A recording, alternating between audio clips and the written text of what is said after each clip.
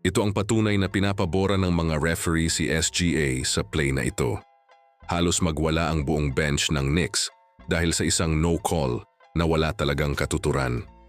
Dinala ni Jalen Williams ang bola pa itaas at mabilis na nag-bounce pass sa loob ng pintura kay Shai Gilgeous-Alexander. Humataw si SGA sa depensa, nalampasan si OG Anunoby at dumiretso sa ring. Sa huling segundo, humarang si Jalen Brunson at itinalaga ang kanyang pwesto.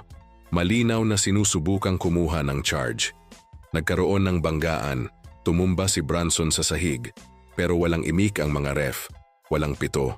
Agad na nag-alboroto ang bench ng Knicks sa hindi makapaniwalang tawag dahil sa anggulo nila.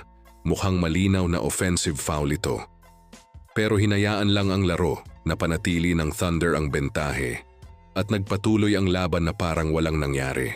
Ang mga ganitong sandali ang mismong dahilan kung bakit patuloy na nagtatanong ang mga fan at coach kung nakakakuha ba si SGA ng mga superstar call. Kaya, tama ba ang no call na ito o isa na namang halimbawa ng pagprotekta ng mga ref sa isa sa pinakasikat na bituin ng liga?